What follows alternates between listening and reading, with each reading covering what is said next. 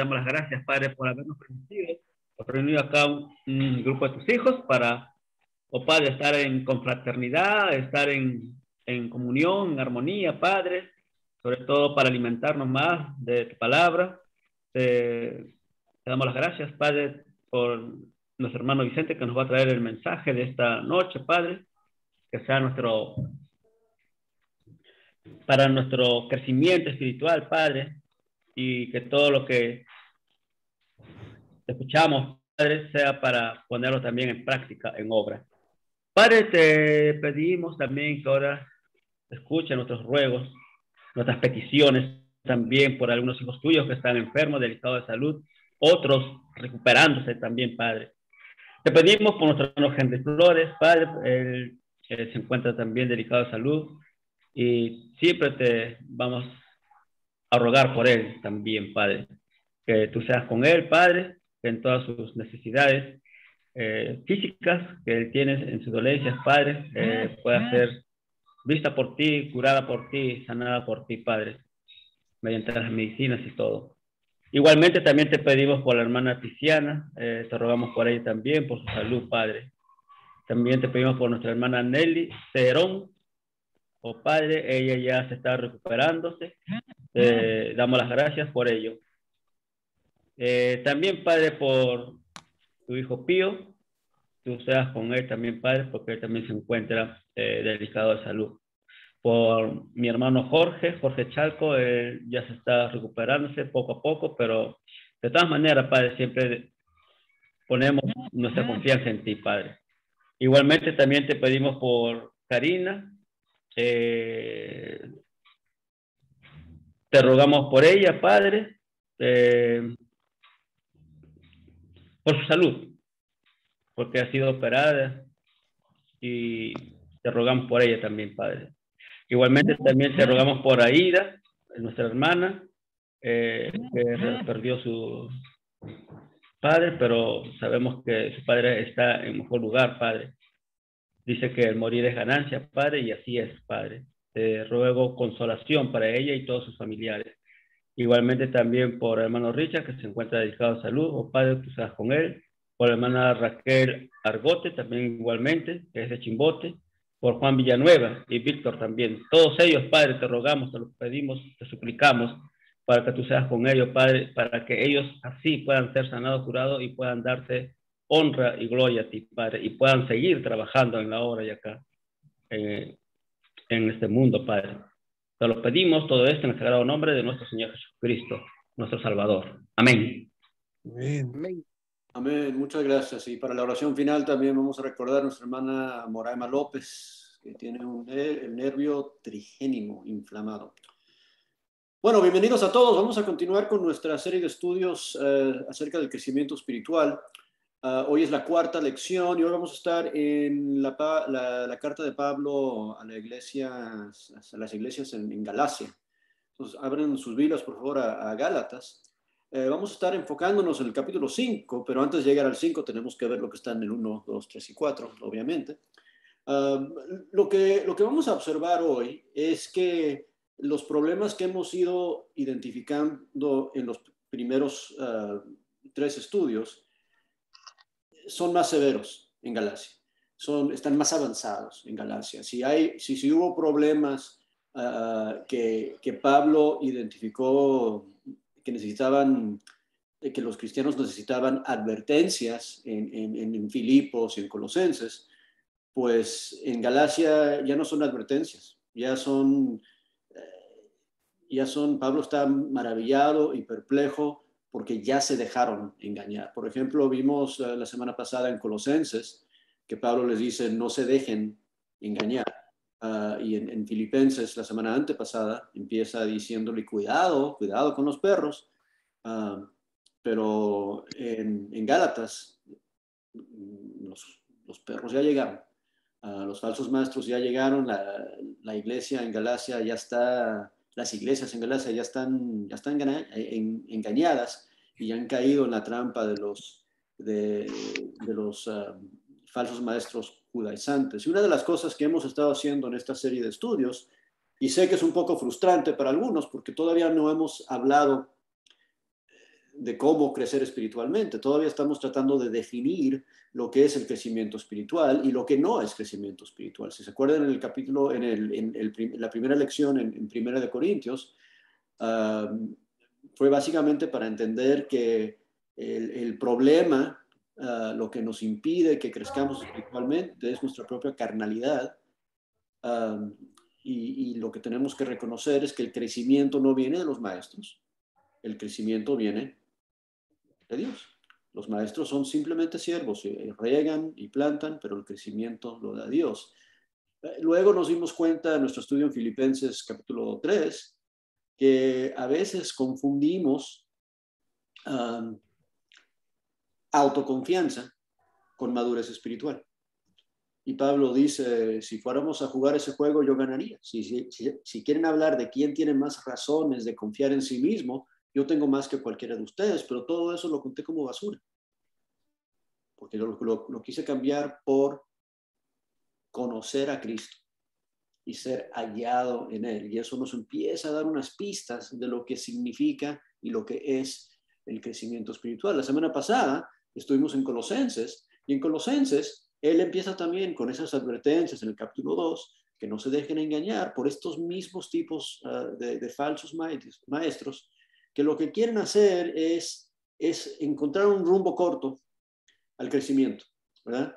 Y el rumbo corto al crecimiento es, yo te voy a ayudar a ti a ser la persona que tú piensas que tú debes de ser, sin tener que preocuparte de hacer todo ese trabajo difícil de crecer espiritualmente. Yo simplemente voy a ayudarte a controlar tu comportamiento. Yo te voy a dar reglas, no toques, no pruebes, no gustes, no mires, y si rompes las reglas, yo te voy a dar un palazo o te voy a dar una cachetada, y así poco a poco vas a aprender que tú puedes obedecer lo que yo te digo, y vas a tener el comportamiento que debes de tener, pero eso no es igual a morir en Cristo y ser resucitado en Cristo. Y Pablo les dice, oye, pero si murieron con Cristo y si fueron resucitados con Cristo, ¿por qué viven como que si todavía estuviesen en el mundo?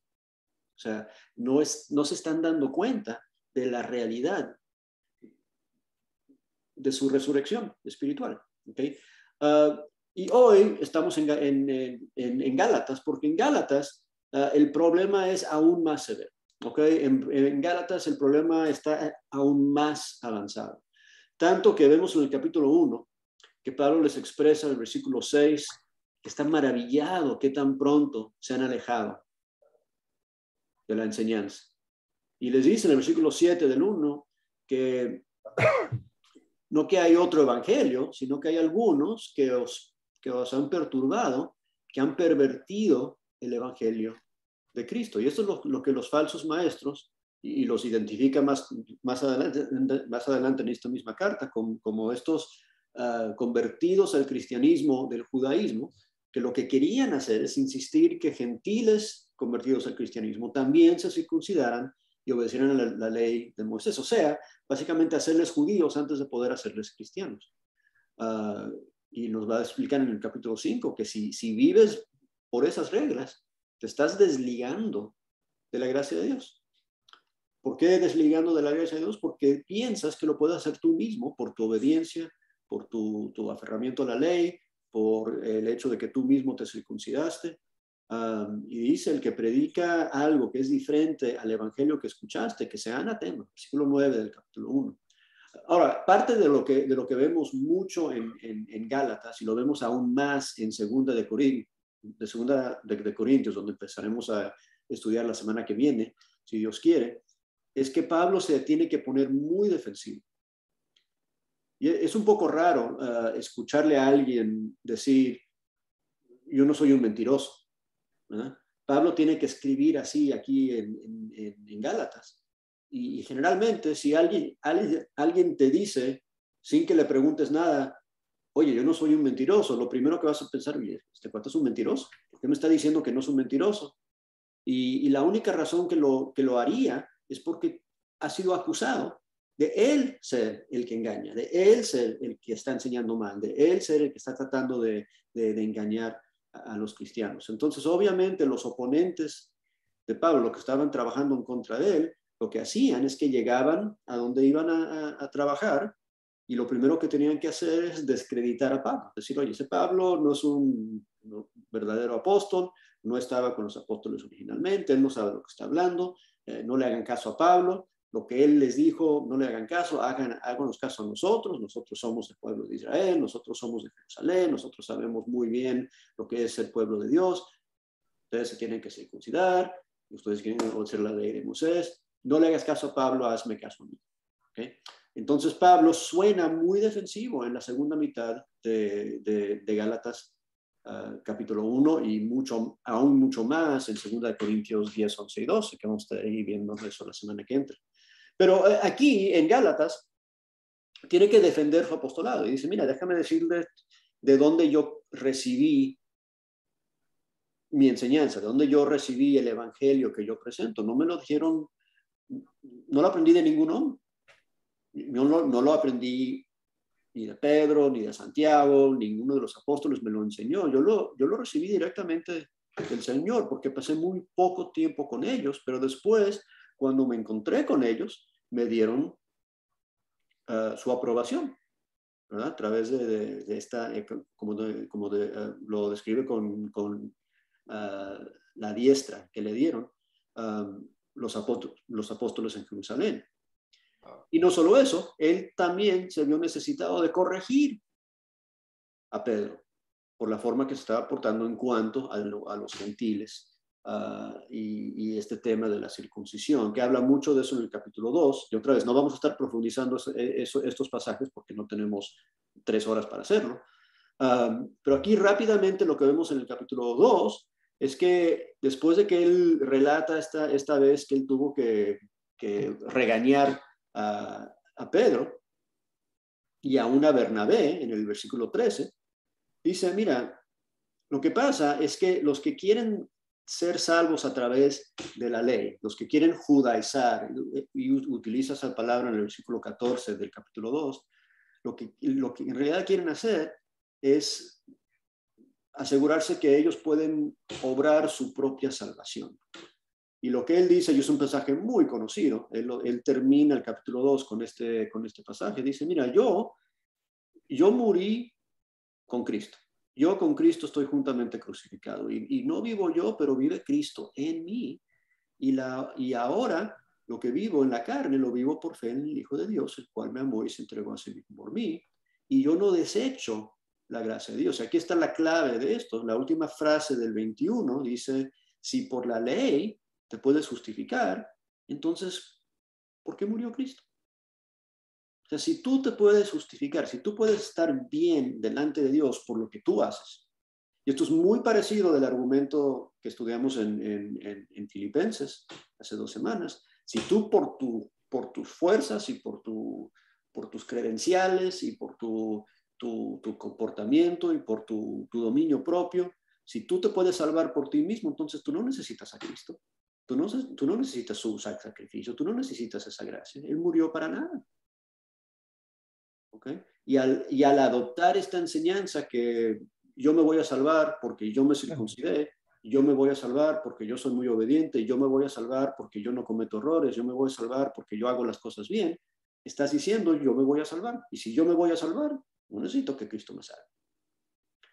Y con eso llegamos al capítulo 3, donde se pone un poco bogacha la cosa, porque dice, mira, ustedes, Gálatas, son unos insensatos.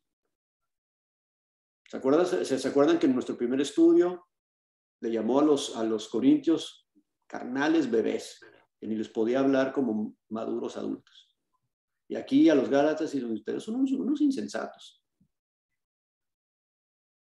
Y ya no es una advertencia, no se dejen engañar, no se dejen fascinar, dice, ¿quién les fascinó para no obedecer la verdad? ¿Quién llegó y les convenció que podían llegar a estar bien sin el Espíritu y sin la fe? ¿Verdad? Y otra vez recordamos lo que Pablo enseñó en Filipenses. Dice, mira, yo no quiero una justicia que viene por la ley, yo no quiero una justicia que viene por mi obediencia, yo quiero una justicia que viene por la fe en Jesucristo. Y aquí dice, mira, ¿quién te engañó yo para hacerte pensar que puedes justificarte sin fe y sin el Espíritu?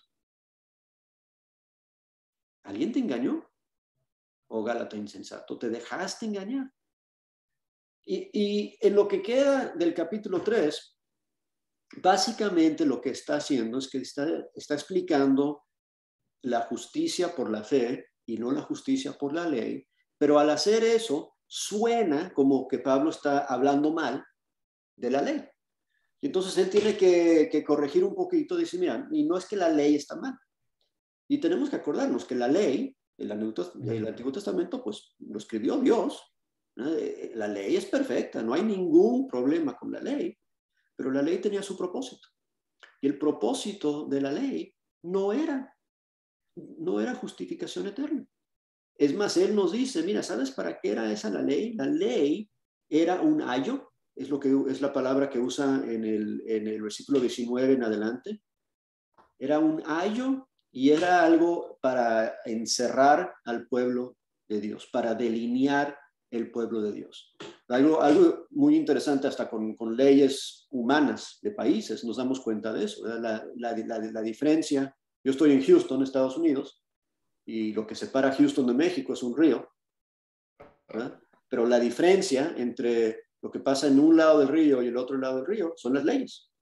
De un lado aplican las leyes mexicanas y de este lado aplican las leyes americanas. Entonces la ley es lo que hace el cambio entre los dos lugares, lo que marca la diferencia entre los dos lugares. Y el pueblo de Dios es igual. La ley que Dios dio en el Antiguo Testamento era para marcar la diferencia entre el pueblo de Dios y los demás. Entonces la ley encerraba al pueblo de Dios porque delineaba quiénes son los suyos y quiénes no. Y esa ley, además de encerrar al pueblo, de delinear al pueblo, tenía el propósito, versículo 24 del capítulo 3, de ser un ayo para llevarnos a Cristo. Pero aquí viene, si la ley es un ayo para llevarte a Cristo, cuando llegas a Cristo, ya no necesitas el ayo. Si la ley es un guía para guiarte a Cristo, cuando llegas a tu destino, ya no necesitas ese guía. ¿Okay? Entonces, esta gente lo que estaban haciendo es que utilizaron la ley para llegar a Cristo y se quedaron con la ley. Y querían imponer la ley en otros que llegaron a Cristo sin la ley, que son los gentiles. Y dicen, mira, ya que llegaste aquí a Cristo, ahora yo te voy a imponer esta ley para que yo te pueda controlar a ti. Y dice, mira, si estás revestido con Cristo a través del bautismo, versículo 27 del 3, ya no hay diferencia entre judío, ni griego, ni esclavo, ni libre, ni varón, ni mujer, porque todos somos uno en Cristo. O sea, somos uno en Cristo, Cristo en uno, yo en Cristo. Así como describimos en Colosenses, nuestra vida está escondida con Cristo en Dios. Esa es la meta, ¿verdad? Y si somos uno en Cristo, entonces ciertamente, versículo 29, somos linaje de Abraham. Y con esto empieza el capítulo 4. Ya casi estamos al 5, donde vamos a enfocar nuestras atenciones hoy. En el 4 dice, mira, vamos a hablar de en qué sentido somos linaje de Abraham. Porque queremos, los judíos entre ustedes, los judaizantes, los que fueron judíos antes de ser cristianos y ahora les están causando problemas a los gentiles cristianos en Galacia, ellos dicen que ellos son descendidos de Abraham. Pero yo te quiero decir a ti que si le podemos decir al Padre, Abba Padre, no es a través del linaje físico de Abraham, es a través del linaje espiritual de Abraham. Porque Abraham tuvo hijos no por la carne, Abraham tuvo hijos a través de una promesa. Abraham le creyó a Dios y le fue contado por justicia. Abraham, que tenía 100 años y que tenía una esposa estéril, tuvo un hijo. Entonces, la descendencia de Abraham no era por la carne.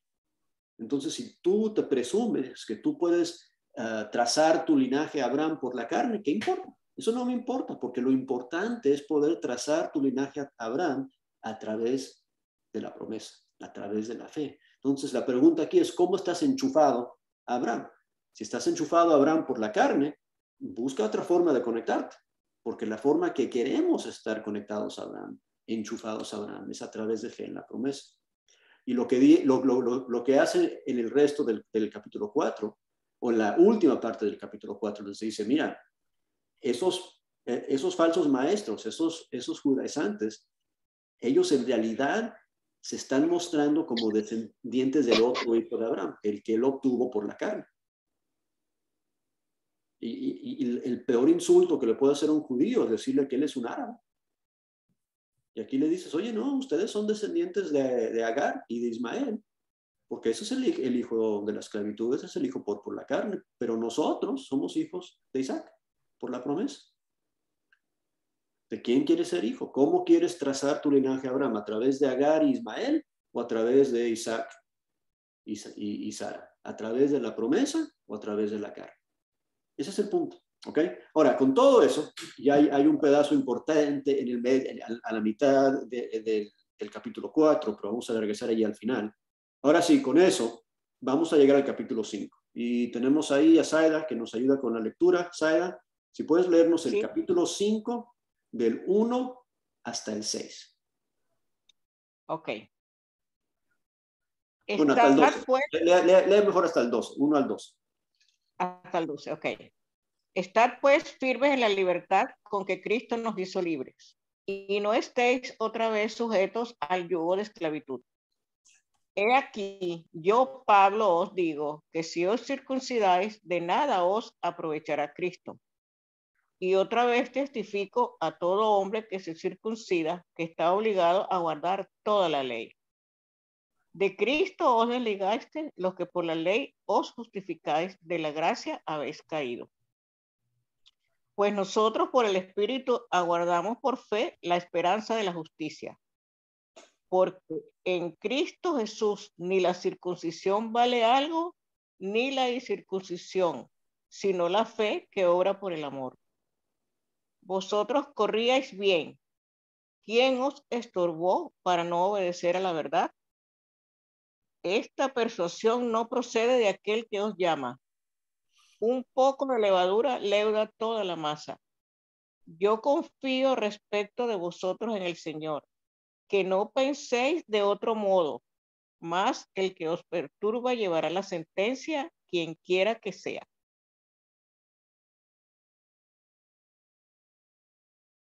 Hasta el 10 me dijiste, ¿no? Hasta el 12. Al 12, perdón. Yo confío respecto de vosotros en el Señor, que no pensaréis de otro modo, mas el que os perturba llevará la sentencia, quien quiera que sea. Y yo, hermanos, si aún predico la circuncisión, ¿por qué padezco persecución todavía? En tal caso se ha quitado el tropiezo de la cruz. Ojalá se mutilasen los que os perturban. Ok. Aquí vemos qué tan molesto está Pablo, ¿verdad? Cuando ya lo vimos en la carta a los filipenses, que les dice a estos judaizantes falsos maestros perros, y aquí dice, ojalá se mutilen, ojalá se hagan daño a ellos mismos. No suena muy paulino eso, no suena muy como Jesús, pero eso es fuerte. Él está molesto con esta gente.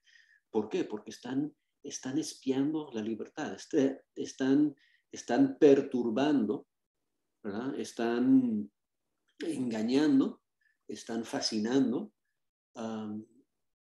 están alejando al pueblo de Dios y de la gracia. Ahora, la última parte del 4, no lo leímos, pero es importante ver ahí, cuando hace esa alegoría entre Agar y Sara, y Ismael y Isaac, termina diciendo, mira, ¿ustedes quieren ser hijos de la esclava o hijos de la libre? ¿Ustedes quieren ser hijos que están esclavizados o hijos que son libres?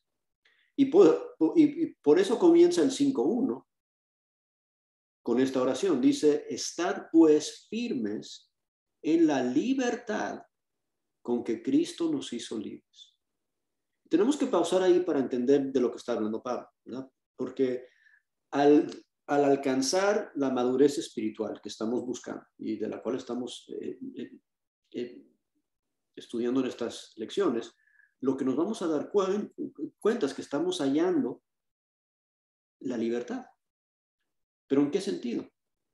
O sea, cuando hablamos de libertad, que la libertad que conseguimos a través del Evangelio y a través de Jesús, la respuesta normal que siempre se escucha es, bueno, somos libres del pecado y somos libres de la muerte. Y eso es correcto, eso es cierto, ¿verdad? Pero ¿en qué sentido somos libres en Cristo? ¿En qué sentido podemos ser firmes en la libertad en cual nos hizo libres? ¿En qué sentido podemos vivir libremente? Y eso es lo que tenemos que entender, ¿verdad? Porque si yo estoy sujeto a tus reglas, no toques, no gustes, no veas, no mires, no hables, eso es libertad. Si yo tengo que hacer lo que tú me dices todo el tiempo, no, eso no es libertad. Entonces tenemos que entender que además de librarnos de la muerte, además de librarnos del pecado, hay otro sentido muy importante en el cual Cristo nos quiere hacer libres. ¿Okay? Ahora, lo que él dice es que tenemos que buscar cómo estar firmes en esa libertad que nos dio, y nos dice cuál es el opuesto. Dice, no te dejes sujetar al yugo de esclavitud. Y si nos regresamos al capítulo 4 y el capítulo 3, nos damos cuenta que el yugo de esclavitud al cual se refiere es la ley del Antiguo Testamento. ¿Okay? Entonces, acuérdense, la ley del Antiguo Testamento es buena y perfecta, Dios la inventó. Pero estos falsos maestros la están mal usando como un yugo opresivo. Ellos te la están aplicando a ti, cristiano en Galacia, diciéndote tú, que no tienes nada que ver con la ley, tú eres un gentil, ahora tú tienes que obedecer estas reglas, estas mis reglas. Y los están aplicando a los gentiles estas reglas judías, y es un yugo de esclavitud que ni ellos sabían cumplir bien. Él dice eso en el capítulo 2, que los mismos judíos ni podían cumplir toda la ley. ¿Cómo van a esperar ellos que los gentiles lo hagan ahora? No funciona.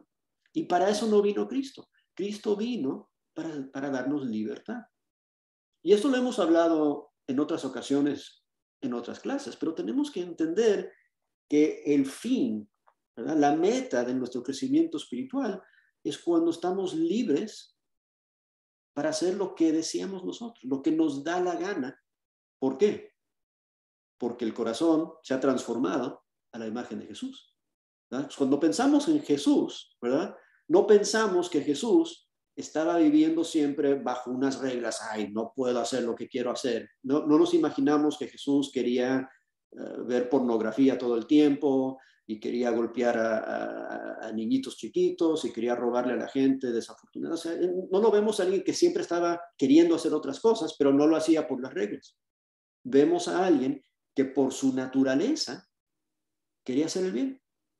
Entonces él tenía toda la libertad de vivir como él quería, porque lo que él quería era servir a Dios y amar a la gente y servir a los demás y predicar y sanar. Es lo que él quería hacer. Entonces, si yo me convierto en la imagen de Jesús, si yo soy como Jesús, entonces yo hago lo que yo quiero hacer, porque lo que yo quiero hacer es lo que él quiere hacer. Eso es la definición de libertad y ese es el poder de la relación que él quiere tener conmigo. Él quiere transformarme de dentro. En vez de controlar mi comportamiento con un yugo externo, él logra controlar o ajustar mi comportamiento con algo interno, con un corazón nuevo. Si pensamos en lo que es un yugo, ¿verdad? Un yugo es un implemento, es una herramienta que se puede aplicar en una de dos formas. No sé mucho de yugos, pero sé que o puedes aplicar un yugo a un animal, a un buey, ¿verdad? Para forzarle a ese animal a hacer lo que tú quieres que él haga. O también hay yugos que puedes juntar dos animales para forzarles a los dos animales a trabajar juntos.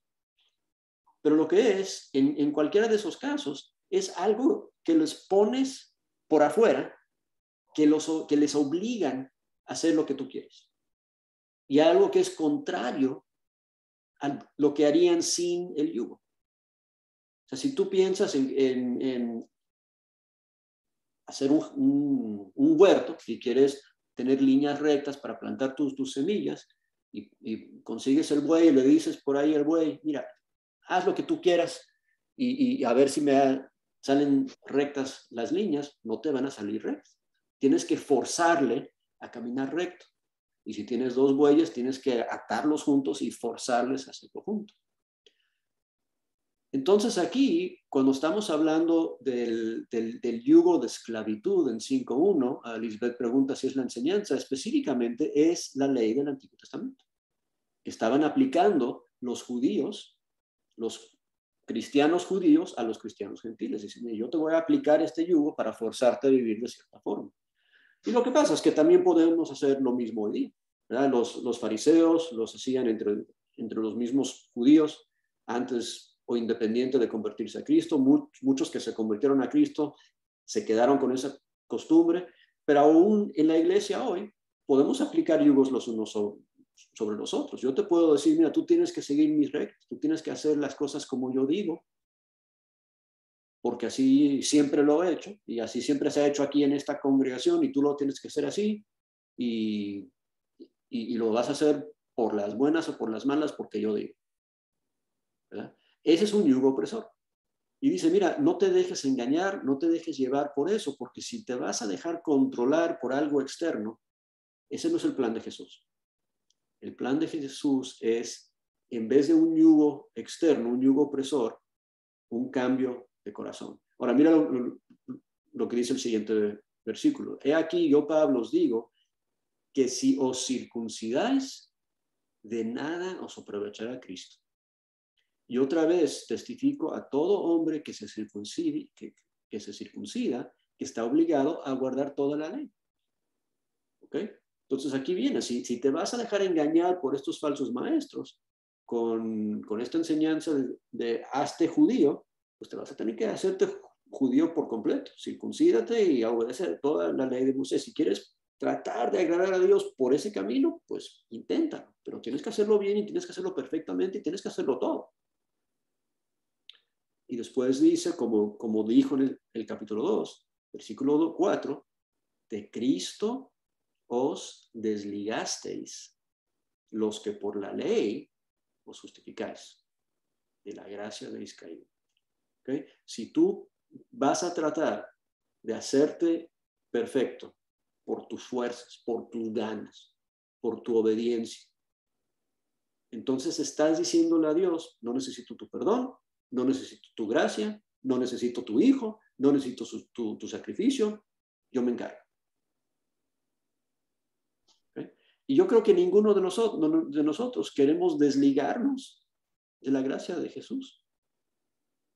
O sea, creo que si somos honestos nos damos cuenta que somos imperfectos, que necesitamos el perdón, que necesitamos que Él nos ayude, pero el engaño de estos falsos maestros, si adoptan sus enseñanzas, dice Pablo, si se dejan, bueno, ya se dejaron engañar, ya se dejaron perturbar, lo que ustedes han hecho es que le han dicho a Jesús, no gracias, no necesito de tu ayuda, yo lo hago por mi cuenta. Mira el versículo 5 dice, pues nosotros, por el Espíritu, aguardamos por fe la esperanza de la justicia. Ahí él introduce otra vez el concepto opuesto, ¿verdad? Si no va a ser un yugo de esclavitud, un yugo opresor externo, va a ser a través del Espíritu y a través de la fe. Y dice el versículo 6, porque en Cristo no vale de nada ni la circuncisión ni la incircuncisión. Lo que vale es la fe que obra por el amor. ¿Okay? ¿Por qué haces lo que haces? ¿Lo haces porque es una regla? ¿Lo haces porque si no sigues las reglas, pues no vas a estar bien? ¿O lo haces por fe y por amor? ¿Cuál es tu motivación? Entonces, el yugo de esclavitud es cuando lo haces para seguir las reglas. Y la libertad es cuando lo haces por fe y por amor. Y creo que eso es algo que podemos entender muy claramente, ¿verdad? Tenemos padres aquí en el salón, ¿verdad? Si tú amas a tus hijos y haces algo por ellos, porque les amas, te sientes esclavizado, te sientes que estás forzado a hacerlo, o lo estás haciendo por amor y por cariño y porque quieres hacerlo. O en el matrimonio, si tú amas mucho a tu esposo o a tu esposa y haces algo lindo por él o por ella, lo haces por obligación, lo haces porque te va a regañar, porque si no lo haces, o lo haces por algo en tu corazón, porque quieres hacerlo. Y te agrada hacerlo, y te agrada ver la sonrisa que pones en su cara cuando lo haces. Esa es la diferencia entre ser motivados por amor y por fe y ser motivados por un yugo opresor. Porque, regresando al ejemplo del matrimonio, yo me imagino que hay muchos matrimonios emproblemados que lo que se hace por obligación, se hace por miedo. Ese no es el caso ideal. Y es igual en tu relación con Jesús. Él no quiere que estés haciendo las cosas por Él, por obligación, por miedo.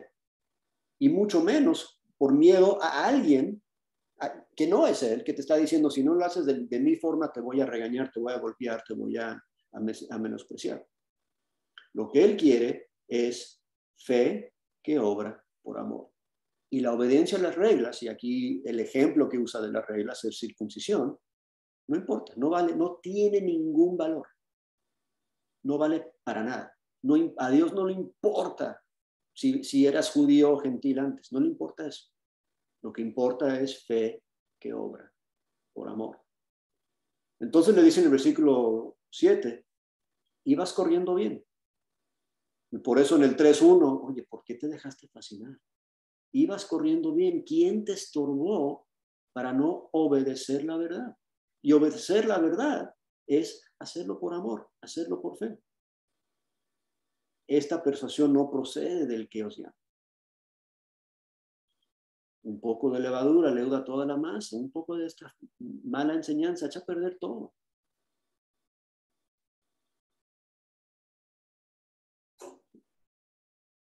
El opuesto al yugo opresor es la meta de todo el ministerio del apóstol Pablo. Y él nos dice cuál es en el capítulo 4. Y este versículo es el centro de todo este estudio, de toda esta serie de estudios de crecimiento espiritual. Este es el versículo central de todo esto. Pablo le dijo a los cristianos en Colosa, la semana pasada estudiamos esto, que lucha y trabaja y se esfuerza para hacerles entender el misterio. ¿Se acuerdan cuál es? Que es Cristo en vosotros, la esperanza de gloria. El gran misterio, el gran esfuerzo de Pablo es para que la gente entienda que se trata de Cristo en uno. Y a los cristianos en Galacia les está diciendo, mira, ustedes antes me querían mucho y cuando llegué a ustedes por una enfermedad y ustedes estaban dispuestos a sacarse el propio ojo para ayudarme, me amaban tanto y tenían tanto cariño para mí, pero ahora no me quieren. Y estoy confundido y estoy perplejo. Todo esto lo dice en el versículo 12 hasta el 20 del capítulo 4. Y dice, en el versículo 17, dice, o el 18, perdón, bueno es mostrar celo en lo bueno siempre y no solamente cuando estoy presente con vosotros. Hijitos míos, y aquí está la clave de todo esto. Si no se les graba nada más de las últimas 4 semanas, que se les grabe esto. Hijitos míos, por quienes vuelvo a sufrir dolores de parto. O sea, ¿cuál es el esfuerzo de Pablo? ¿Qué es lo que él está haciendo y trabajando para lograr? ¿Cuál es el enfoque del ministerio de Pablo? Aquí viene, sufro dolores de parto ¿hasta qué? Hasta que por fin sean obedientes a la ley de Moisés. Hasta que por fin hagan las cosas como yo las hago. Hasta que paren de ser tan desobedientes. No. Lo que él está trabajando en la vida de otros para lograr es hasta que Cristo sea formado en vosotros. ¿Ah? Esa es la diferencia, esa es la otra opción. Si una opción 5, 1 y 2 es el yugo de esclavitud, la otra opción, y te toca a ti elegir, es Cristo en vosotros. O sea, ¿cómo quieres llegar a ser la persona que Dios quiere que seas? Opción número 1 es el yugo de esclavitud de la ley. de las reglas. Y la opción 2 es tener Cristo formado en ti. ¿Cuál de esos dos te va a dar libertad? ¿Cuál de esos dos va a tener un resultado que dura? ¿Cuál de esos dos te va a mejorar tu relación con Dios? Y te va a cambiar como una persona. Acuérdense lo que estudiamos en Colosenses, que las reglas tienen apariencia de sabiduría, pero no tienen valor alguno en cambiar los deseos de la carne. No te cambian. Las reglas no te cambian. Las reglas cambian tu comportamiento, pero no cambian tu corazón. No cambian tus deseos, no cambian tu mente. Pero tener Cristo formado en ti cambia todo eso. Cambia tu forma de pensar, cambia tu forma de ser. Es un cambio interno. Es un control interno versus un control externo. El yugo opresivo es control por afuera y es fácil de adoptarlo porque es algo que se ven los resultados inmediatamente. Por eso es tan sutil esa enseñanza. Yo puedo convencer a un montón de gente a cambiar sus vidas si les llego con una pistola. Yo digo, si no me obedeces, te voy a meter un tiro. Y mira qué obedientes se ponen todos. Pero eso no cambia el corazón. Eso no cambia a la persona. Entonces, Pablo dice, yo no me esfuerzo como mis oponentes. Yo no me esfuerzo como ellos para maltratarte y para poner un yugo opresor sobre ti. Yo me esfuerzo para que Cristo sea formado en ti. Y en la semana que viene y en la próxima vamos a por fin empezar a ver cómo es que se hace eso. Pero por fin ahora ya tenemos la definición. Y nos toca elegir, porque cada uno de nosotros tenemos que decidir cómo quiero llegar a ser la persona que Dios quiere que sea. ¿Voy a adoptar el sistema del yugo opresivo, del control externo? ¿O voy a hacer el esfuerzo y hacer el trabajo de buscar lo que buscaba Pablo para mí, lo que buscaba Pablo para los cristianos en Galacia, que es Cristo formado en vosotros? Él dice en el versículo 20 que quisiera estar con ellos para cambiar su tono porque está perplejo. Él no entiende cómo le amaban tanto y ahora lo han rechazado por completo, cuando todo lo que él ha querido hacer es ver Cristo formado en ellos. Y por eso es que él puede decir, mira, el ejemplo mío es que con Cristo he sido juntamente crucificado, ya no vivo yo más, vivo en Cristo en mí. Eso ya, en mí ya está funcionando ese plan. El ejemplo de Filipenses, yo ya descarté el yugo. Yo ya consideré todo eso como basura y lo eché en el pote de basura y decidí conocer a Cristo y ser hallado en él. Porque yo ya decidí que es mejor tener Cristo formado en mí que seguir un montón de reglas. ¿Y ahora tú qué quieres hacer? ¿Por qué camino te quieres ir? ¿Por el camino fácil de las reglas? ¿O por el camino de libertad, que es menos obvio, pero es mucho más duradero y mucho más poderoso, de que Cristo te cambie el corazón? Cristo formado en ti. El gran misterio, el resultado de todo el trabajo de Pablo, el enfoque, lo que debe ser el enfoque de nuestro ministerio y lo que debe ser nuestra meta personal, tener Cristo formado en mí. ¿Lo tenemos claro? ¿Tiene sentido? Amén. Amén. ¿Comentarios, preguntas, observaciones? Pueden abrir sus micrófonos los que quieran comentar o preguntar. Tenemos unos Gracias, minutos. Vicente. Tengo más claro lo que hablamos la semana pasada. Sí. Qué bueno. Qué bueno, Gracias. qué bueno. Gracias. Sí, que, o sea, que tú haces las cosas, bueno, tengo que hacerlo porque es la ley, sino que es diferente a lo que acabas de decir, que lo hagas porque Cristo te ha cambiado y que tengas a Cristo en tu corazón. Amén. De verdad. Gracias. Buenas noches, Vicente. Buenas noches. Adelante, Eduardo, ¿cómo estás? Buenas noches. Sí, hay muchas dudas sobre este tema porque usted sabe que la enseñanza en nuestros países ha sido en base a las leyes. Si no a la ley de la correa, es la ley de que tú tienes que ser un varoncito, tú tienes que ser machito y cosas semejantes, ¿no? Creo que quiere decir Entonces, macho. hay hermanos Marrano. que les hacen una pregunta, ¿no? Y les dicen, Eva, pero en tu iglesia no te permiten esto. Y los hermanos dicen, sí, mi iglesia no me permite esto. Y ahí hay una ambivalencia. Hay algo que no cuadra o el mensaje de ellos no está claro. Así como tú lo aplicaste, Vicente, está clarísimo. Pero todavía en nuestras congregaciones la ley y la gracia no está clara. Y si vamos a ser apologistas para defender la doctrina, a veces caemos en esos vacíos de no entender cómo Jesús nos dice, si me amáis, guardad mis mandamientos. Entonces, si hay mandamientos, hay ley. Si hay un tribunal, hay ley. Claro. Si Pablo dice, yo golpeo mi cuerpo y lo pongo en servidumbre, es porque hay ley. Entonces dice, bueno, pero ¿por qué?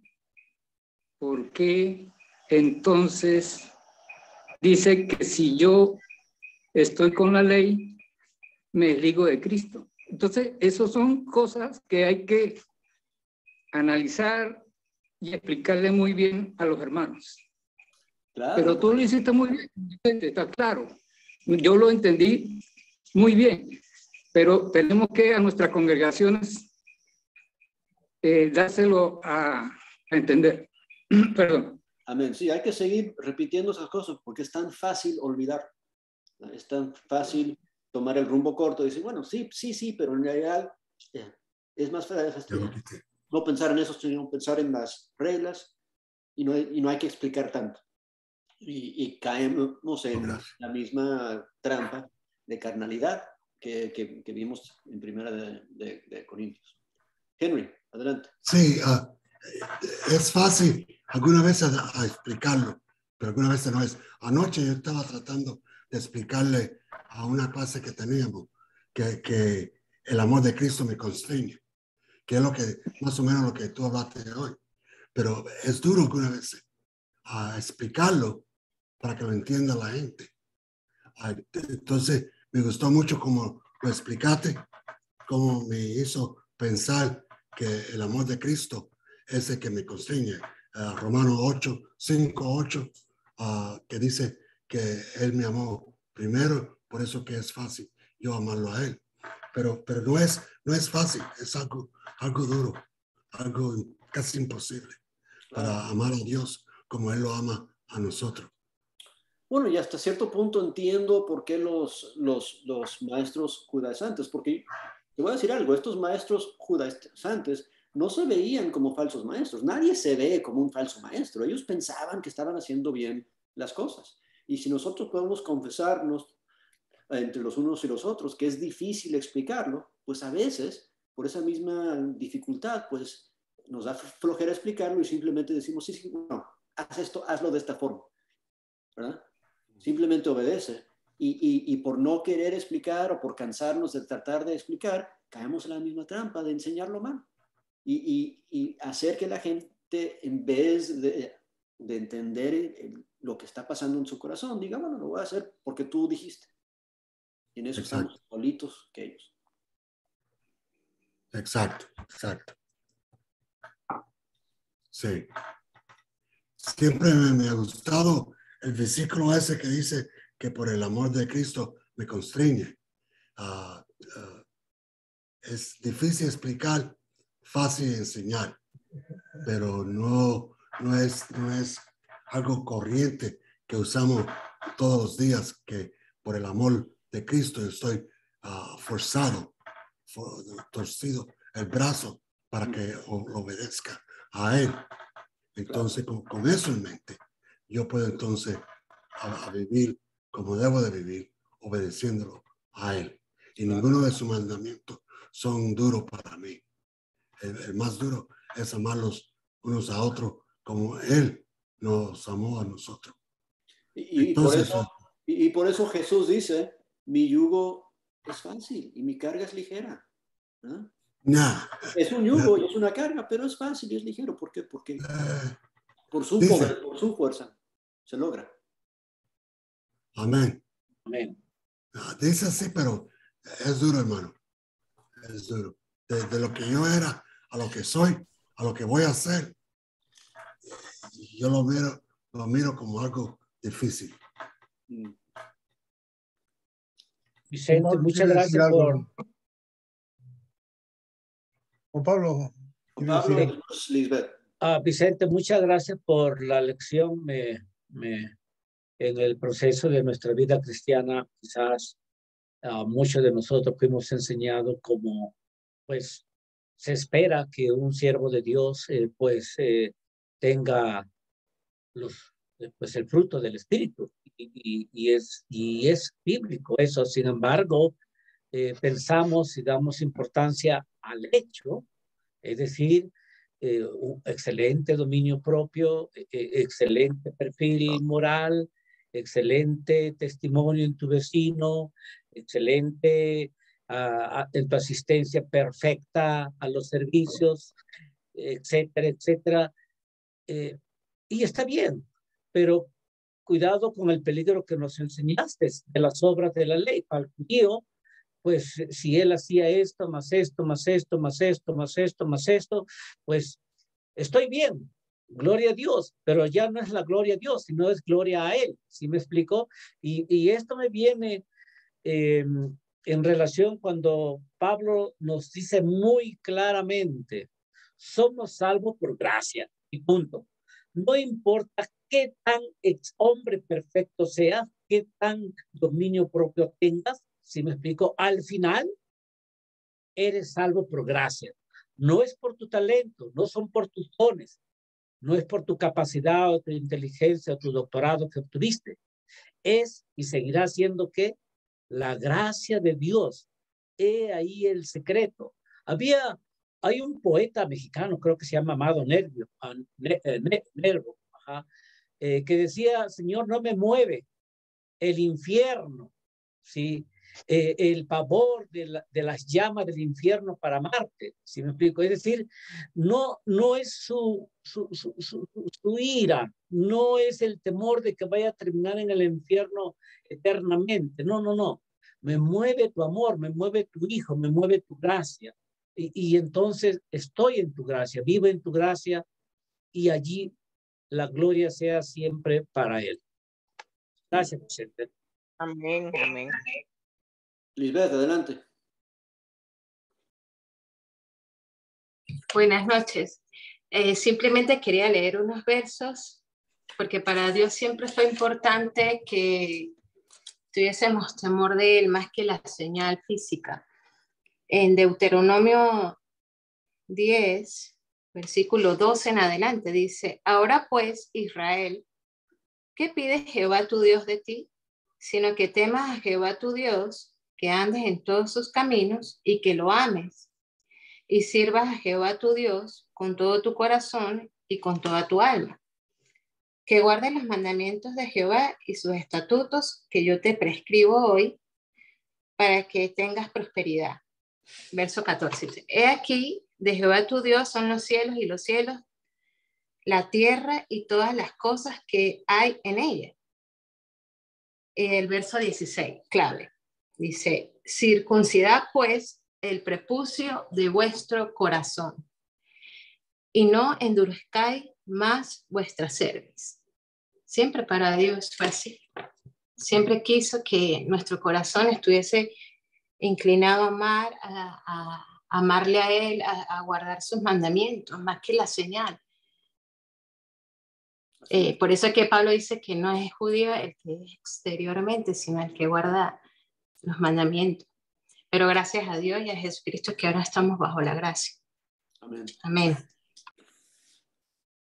¿Alguien más? Hermano José Tomás. Hermano, sí. No sé si tenga relación este texto de Santiago, el capítulo 12, con lo que se viene hablando. capítulo 2, verso 12, así hablad y así haced, como los que habéis de ser juzgados por la ley de la libertad, la ley de la gracia, ¿verdad? Es lo que entiendo yo. Y el verso 3 es maravilloso porque dice, porque juicio sin misericordia se hará con aquel que no hiciere misericordia. Y la misericordia triunfa sobre el juicio, la ley de la libertad. La ley antigua, obviamente, era para el pueblo de Israel. Ahora es la gracia. Y, y bueno, yo creo que ese mandamiento de Jesús, de amarnos unos a otros, debe sobreabundar en nosotros, ¿sí? El amor entre hermanos, al prójimo, el amor por lo que hacemos, todo va en amor. Pienso que no es difícil amar al prójimo, al hermano, y aún al enemigo si es que tenemos enemigos. Siempre predicamos que, pues, la verdad, los cristianos ya no tenemos enemigos, los amamos, así nos aborrezcan, como dice el apóstol también. Gracias, hermano.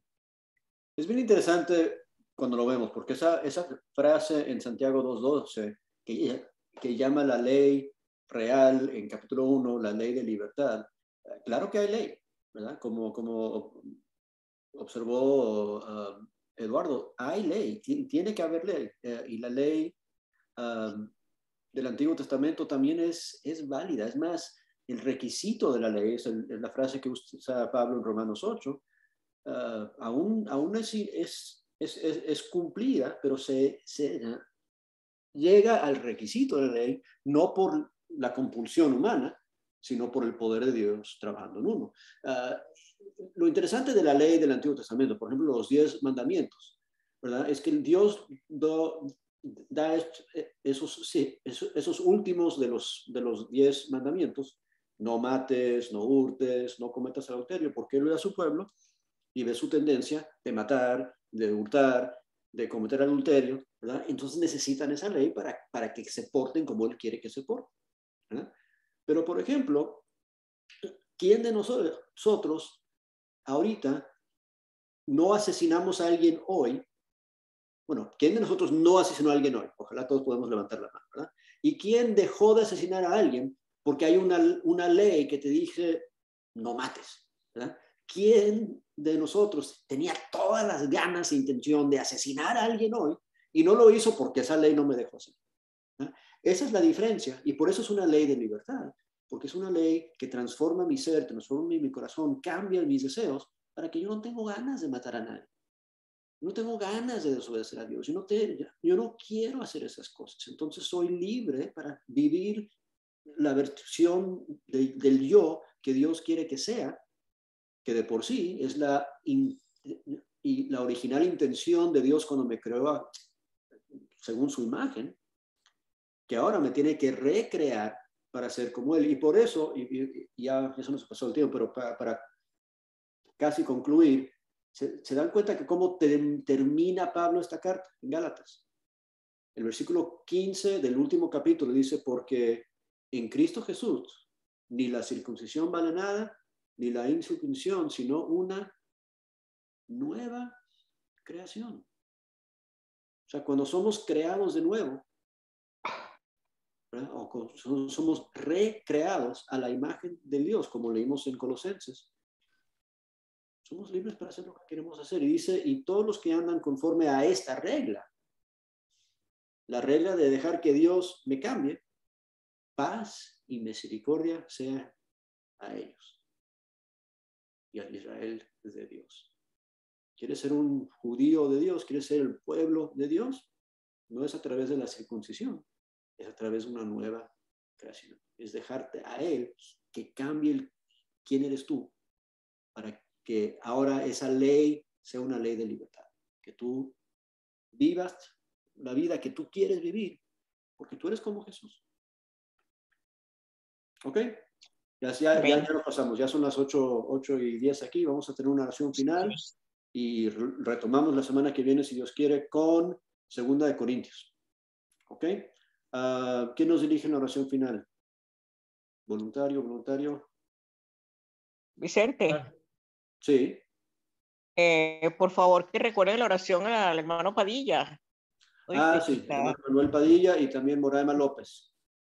Moraima, sí, bien. Pido ahorita en el chat. Ok. Orar. Gracias, Beto.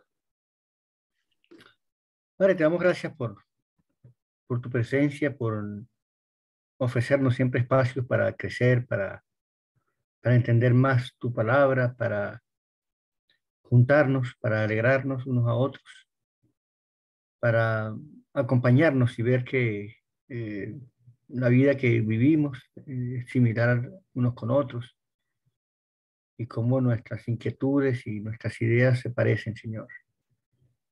Te damos gracias por Vince, por su preparación, por su corazón para compartir lo que tú has llenado en él, y sobre todo porque podemos juntos, de una manera sencilla, percibir tus verdades, tus dichos al leer las Escrituras, Señor.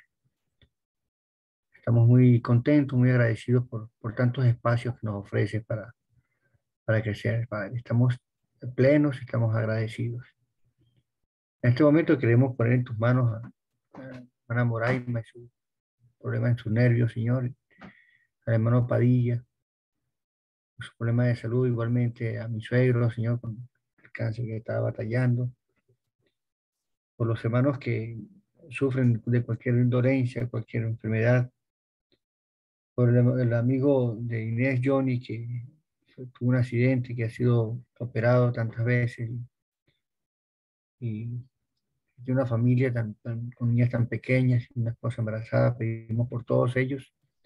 Le pedimos, Padre, que puedan ellos alcanzar los recursos para la atención permanente que requieren, Señor. Acompañas a todos nuestros enfermos y ayúdanos a todos a tener sabiduría para cuidar la salud que tenemos.